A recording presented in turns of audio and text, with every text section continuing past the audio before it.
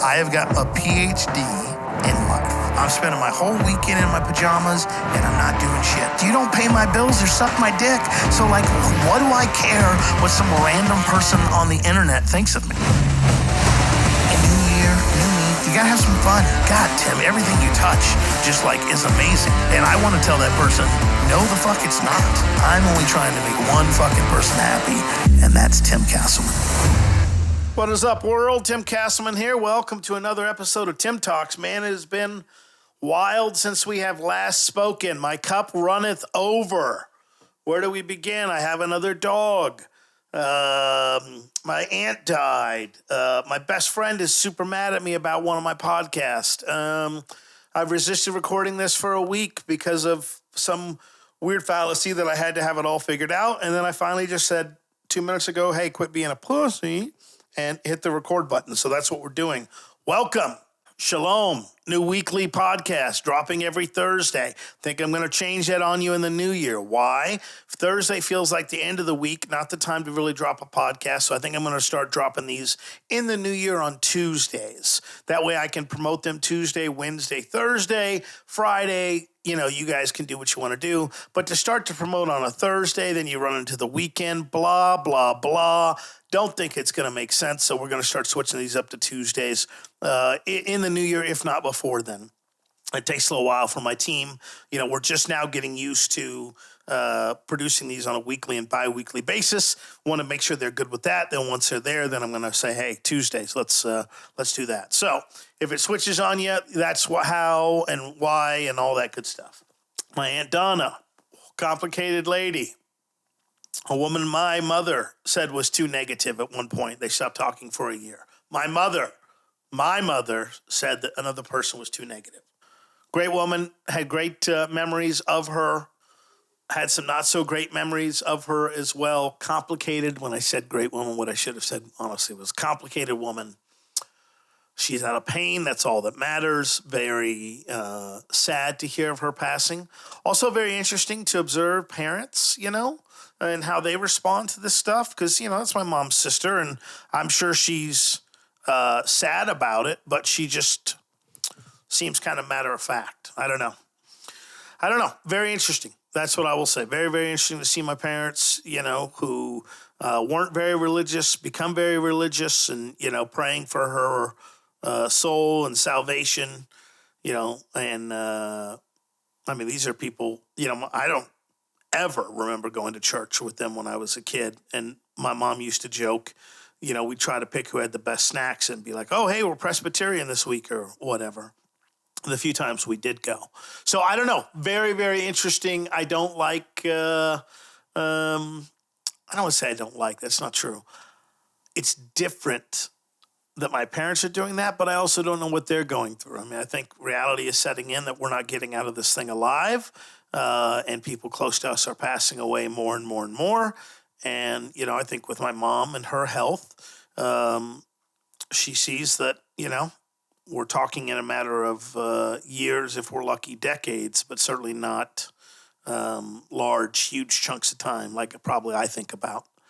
I mean, hell, I've had friends or acquaintances or people I know die suddenly. So pretty shitty. Pretty also, what the fuck am I doing? Is this Dear Diary? Good Lord. All right, let's pipe it up. Let's talk about how I got in trouble. All right, so this is the one I've been debating recording. You know, if we are giving this episode a title, which I don't because it's exhausting. They have to come up with a title every week. We're not the UFC. We don't need to have the brawl for your all. But if I were to give this one a title, the title for this one would be, Am I the Asshole? Here's what happened, okay? I feel weird having to explain this, but I will explain it anyway. This is a comedy podcast, okay? I currently have 0 notes, all right? I have taken Delta 8, Delta 9, whatever I can legally get. That's what I've ingested, and I'm legally allowed to do so. God bless the First Amendment and Donald Trump, our future and forever leader.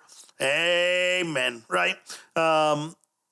And I'm looking for things to talk about. Now, I could talk about them like I just do with my Aunt Donna and be all sad and serious and all that. Or I could be like, holy shit, let me tell you about this one time that when we were kids, her son was playing hide and seek. She was ready to go. He was hiding behind the door, and she went full on wha-bam. Imagine someone the size of a hungry hippo taking a side shot to their kid who's probably a teenager at that point, but all sticks and bones, and put the full weight into the door to slam the child into the wall. These are things that CPS would be called in today. Those were things back then that were done by people who loved you, right? Wasn't like, oh my God, that guy's an asshole, I'll never have to see him again. It's like, all right, well, cool. Now that I picked myself off the ground and I've recovered the ability to breathe, I'm just going to get in a vehicle with this person and go home because this is my mom and I'm required to. Now imagine if that's the public view of their life. Imagine with your imagination what probably goes on in the private view. Private, not really a view. You get it? So I can talk about it real bummer like I am right now, where you're like, oh, where's that plastic spork? So I can start jabbing it into my carotid artery again. Or I can try and make the funny ha-has. And the thing about comedy is people love comedy until it's about something they don't like. I got a friend, devout Catholic. When all this stuff came out about the Catholics, systematically abusing children and then systematically moving priests to different areas to make sure that they didn't get caught or pursued till still to this day. Well, when a comedian starts joking about that stuff, we got to fast forward the special. Everything else is fine. You got to joke about Jewish people, not a problem. You got to joke about interracial people and couples, not a problem. But when it's my thing, it offends me. So I got that email this week from a very good friend of mine that when I joked about his kid not going pro at 8 years old, it really hurt his feelings. Now, in my eyes, I look at it and I go, the kid's 8. He's less than 3 years removed or 5 years removed from shitting on himself voluntarily and involuntarily, right? He's 8. This kid hasn't even touched a boob yet, been to a middle school day.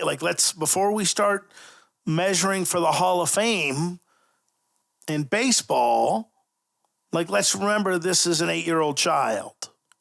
Keyword there being child. My friend was upset because of the joking manners that I made about his training and all this thing. Well, again, I could come to you guys and go, hey, listen, here's the deal. Went down, saw my buddy this weekend, went to a softball game, had a great time, went to a baseball game, had a great time, had dinner, amazing, fabulous, watched TV, stupendous, went to bed, best night of sleep of my life. Thanks for listening, goodbye, right? Or I could be like, holy shit, can you believe this happened and that? Then, oh my God, it's almost as if I'm trying to entertain you with the comedy. So I struggle with this because it's also a thing of that's also my best friend, right? It's not some random listener who's I was listening to the story. Someone's like, hey, you told a story about me. I didn't like it. That really hurt my feelings. Don't do that again. Pretty please. So now, I can't become a reaction show where I'm like, oh my God, today in celebrity gossip. So I got to find a cool middle ground. Boundaries, I guess healthy people call them. See, I don't mind my life being an open book, and I try to protect those people that I do talk about. And 99%, guys, it's all for the ha-has, the laughs, the funnies, the jokes, the yucks, right?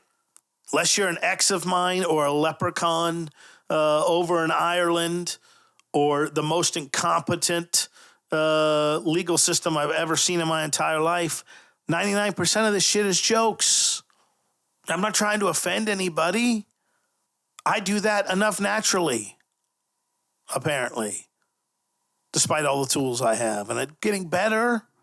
So I don't know. Am I the asshole because I like to say, and it's also one of those things where I'm trying to find my voice. I know it sounds weird, but it's I'm just trying to I don't want to say find my voice, but get comfortable with it and be like, hey, I'm going to sit in this pocket and this is where I want to be. But I can't be in a pocket where I'm pissing off family and friends and all those, Well, that sucks, Tim. Look, if it was toxic, that's one thing. But if it's just annoying, that's another thing. So I don't know. Maybe I'm the asshole here, and I just have to find a different way to joke about this stuff. Because to me, it is funny.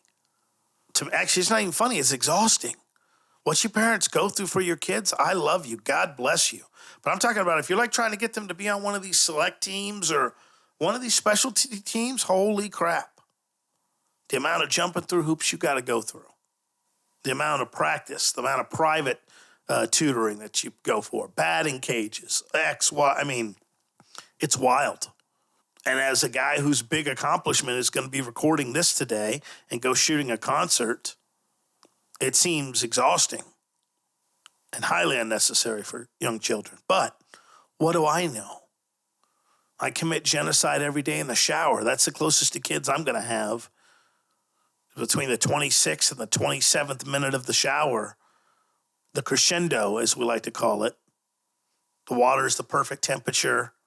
Your shower beer is starting to hit. You're like, oh, this is good. Music that you selected is playing at the perfect volume. Steam is the perfect level. And you're just giving the old 5-knuckle shuffle to your dick like it stole something from you. Like you caught it in the act. And you were like, I'm going to beat the shit out of you. Right? Maybe if you're lucky, as the water beads down on your body, cascading over your supple B-cup titties as a man, going over the Mount Vesuvius mound in front of you, your Mississippi front butt, as it's sometimes referred to as. You do your little calf exercise raises so you can go up from a staunch 5'6" to a studly 5'8"-ish, right? You make those beast-like noises, right? The water's just spraying on you. You're like, right? And then it sounds like a mixture of a fucking death rattle. It's like, this man has either conquered war or death has come for him. We cannot tell by his manly outburst. And trying to keep it down because your wife and kids and most of your guys' situations are in the other room. You try not to let them know that you just had fun in your life. And you're like, oh my God, okay. All right, okay. If you're like me, you start doing a little pulse check and going, I should not be this. My heart, I'm going to die soon because my heart should not be beating this hard for the 10 seconds of effort that I put into that. I mean, especially at my age, 42. Dude, this should just be automatic. I should be like the Terminator. There should be no noticeable change in any rhythmic levels. I mean, this has been going on for 30 years. This is my most committed relationship to date. So I don't understand how the heart still raises, how you still get all those fluttering feelings. It's like, hey, man, we've been doing this for 30 years. This should just be like, I blew my nose, oh, I blew my load, like that. Now, where was I? Am I the asshole? I mentioned a third dog. So you guys should also know this about me. I'm pretty much a shut-in. If it's not live music, I'm not going out, right? Because they're like, why don't you just go sit in a bar somewhere? It's like, hey, listen, can we not just bring death directly to my door? Can I make it a little difficult? Can I zig one of the times when I should have zagged? And I'm not trying to just fucking make this a 10 out of 10. I showed up and there was this 900-point buck right in front of me. Looked like it was his first steps out into the new day sun in over 10 years. And I shot him and killed him, right? So yeah, I'm not going to go do that. I'm not going to go sit out there. So I live a shut-in lifestyle. So the other day when I decided to break my vow of shut-inness and go outside and take some photos, a dog came to me. Literally, it was just there, it was a little puppy. And I was like, well, no name tag, not even a collar. Someone might have dumped it. Who knows? I take it to the vet. They give it the first round shots, take it back to the house, post it all over the internet, and lo and behold, the owner is found. And they were a very, very close neighbor to me. And I'm like, oh, this is great. I did a good deed. They got their dog back. All is well. Well, this past Monday, ding dong, I see the owner out there. I see the owner with the dog, and I go, well, that's weird. It's been weeks since I did my heroic like duty with no need for a ticker tape parade or any recognition of public well-doing and, good intentions. But now, finally, they have realized the error of their ways, and they have come to correct all of that. They've come to thank me profusely and tell me how much they appreciate it and how much their kids have enjoyed having the puppy back and what a difference that puppy has made in their lives. Instead, I get told that they're moving, that they got the dog as a mistake, and they no longer want her. Now I'm like, well, okay. Tragic news, of course. But what does this have to do with me? I mean, I've already done my heroic duty. I've already saved this tiny puppy from the jowls of rabid dogs and coyotes and whatever else are around here that could possibly, this dog being so small, hawk-like creatures that could swoop down. I've already done that. Hot potato, hot potato, hot potato over to you. You are holding the hot potato. Literally, right there in your hands. Look down. Hot potato right there. That's your hot potato. You figure out. And they were like, yeah, but we were thinking maybe we could give the hot potato to you. And I was like, well, but see, I already gave it to you though, and it was hot. That's why I gave it to you, because I was like, ooh, hot, burn my sensitive fingers. And now you want me to take this shit back? Wait a minute. Wait a damn minute. And I'm like, well, you've had her for a month, so surely you've gotten her second round of shots. Oh, you haven't? Huh. Okay. But you did get her to that collar. Yeah. Oh, and you gave her a name. Terrible name. Terrible. So terrible it can't be repeated because it was immediately changed. And I was like, you know what? The Lord has spoken. This prophetic angel, now known as Trixie, has come into my life twice. It must be my calling for me to get this dog and post her back online to all the places I posted before, being like, hey, who wants a dog? Except this time, fortune favors the not bold, I guess. What I'm saying is I went outside and I got fucked, and now I got a third dog. That's what I'm trying to say. This fucking dog is cute. She's pretty well behaved. She doesn't shit. She only shits one place, so at least the cleanup isn't half as bad. She slept with me last night with no problems. I got a third fucking dog. I did not mean for this to happen. I did not want for this to happen. But I didn't want to send her to another foster because I took her like 3 days to stop shitting in liquids. I was like, hey, could we solid these up, please? Like, I'll feed you as much as you need to be fed, I'll make you a Gordo. I don't care. But could we solid these turds up so I'm not picking up a lake of diarrhea for 3 days to voice your displeasure at the fact that you were brought back into my life? I didn't ask for this. You showed back up. I raised my kids. I thought I released you back into the helping hands of your owners. We then came back a month later and were like, no, gracias. I was like, I'm sorry, what? No trade backs. What game did you play when you grew up? I don't understand what this is. So then a friend was like, well, maybe I've got a friend of a cousin that may be interested. And I'm like, okay, well, why don't you double check that? That connect sounds so solid, but before we risk everything, could you just, check on that friend of a friend, pretty please? And sure enough, that fell through, and that's when I knew. I was like, well, fuck. Now I got a third dog. Because as much as my other friend that wants to foster it, she's got a young baby. They've got their own issues going on, and I'm just like, nah, let's not do this to this dog. So, of course, she rewards me by any time that I'm on the phone getting into a fight with her adopted sister, I guess is what we'd call them. I don't know. I didn't watch doggy soap operas growing up. I don't know what it is. So now I have 3 fucking dogs. I'm supposed to embark on a life-changing trip later this week, as in like tomorrow or Saturday. And now I've got to take 2 dogs with me instead of 1 and drive 25 hours. What the fuck? What the fuck? And that's the week that was. Rented a lens, by the way, from Lens Rental. That's really awesome. Had a chance to do that for the rodeo, and then decided for the show that we've got tonight, let's go ahead and rent a camera. That's been really fun. So a shout out to lensrental.com. I'm sure I have an affiliate code. I don't know what it is, so enjoy. Oh, crap. Okay, well,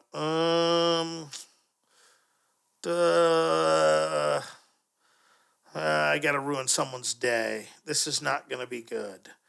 So Taylor Swift tickets are going on as a recording of this, and they just announced that Ticketmaster is not going to have general admission tickets available.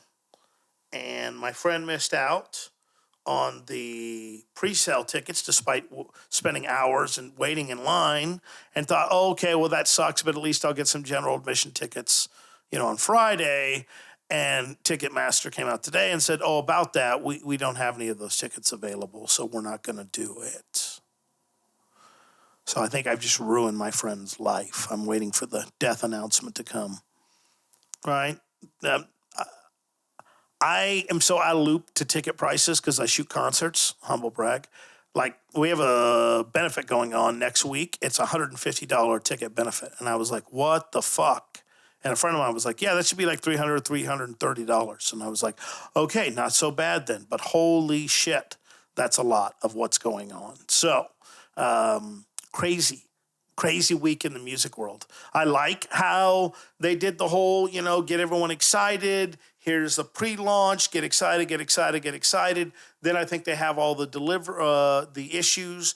They take down Ticketmaster. This all builds to the lore of, oh my God, it was such a nightmare. We crushed Ticketmaster. I can't believe you guys did that. Ticketmaster takes all the bullshit while the artist gets all the money. Ticketmaster, of course, takes their cut. It's all well played. And Ticketmaster just comes out there and goes, oh, fuck, I'm so sorry. Yell at us. And then the artist is like, I had no idea that this is exactly what I signed up for. Dan, I knew down to the penny this is what I was going to get. So a lot of upset Swifties. And then people that went to go see Tyler Childers, apparently the same thing happened for him. And that shit sucks, and that shit's going to ruin music. Not ruin music, ruin live touring. And what that sucks for the artist, because that's where they make their money. That's what really sucks for the artist, man. That's because that's where they make their money. That's where they do their merch. They sell their merch. They do all that stuff. Music is free now. People don't buy albums or very rarely buy albums. Artists don't press them unless they do vinyl. No one buys music anymore. So you go to see them live and then you get fucked on all these fees and you go, all right, well, I'm not doing this again, or I'm not doing it. And somebody out there will do it. Of course, someone out will be out there and they'll pay the money. I mean, I get it. The reason why they do it is because of supply and demand. Wouldn't be shocked if Tay Swift comes out and adds extra dates or extra shows in the areas where the markets were the worst. And, oh, my God, I'm so sorry. Hopefully this will be easier for you, et cetera, et cetera. Dude, it's just harder and harder to eke out a living. I got a buddy coming up. Today is, we got all these plans to shoot a music video. His bass player's family's sick. He can't make the trip. That sucks because he's got all this equipment he's bringing with him. We've rented equipment to get it done. And it's like, well, shit, man. I'm so sorry. Life. I mean, dude, the life that these musicians and stuff and people on the road just go through. Had the catalytic converter cut off, lost the keys for over 2 hours in Chicago, replacement members in and out of the band, long distance travel, Airbnbs with $200 cleaning fees, having to eat out every meal. It's a wild life. A lot goes into that easy living. Yeah, a lot of hard life goes into that easy living for sure. So pretty crazy. All right, well, hopefully I'm not the asshole. Look, people are going to be upset. We just crossed 8 billion in the world population. It's not going to be 8 billion to zero. People are going to be upset. 90%, 99%, I say, fuck you, or I ignore it, or I go, that's just them. But when it comes from your inner circle and your closest close, you got to take a look at it and go, all right, well, how can we navigate these waters successfully to ensure that we're not dying alone, right? And we have friends that matter, and I know that I've got their back, and they've got my back, and vice versa. So, Gas, if you ever hear this, you're too young now, but if you hear it now, know that I don't ever doubt your ability. Know that I think that you can be anything that you want in this world. If that's a world-class ball player, then the world's going to be better off for having you there. But the world's going to be better off having you anywhere, regardless of what you decide to do. Know that I and your family love you unconditionally. And if you ever decide that, hey, I don't want to do this thing anymore, and it's truly what is in your heart of heart, that I'll support you 100% in anything that you do, buddy. Be well. Y'all have a great week. If I don't talk to you beforehand, happy Thanksgiving. For those of you who celebrate here in the States, your other countries, you've already had it. So no turkey and naps for you.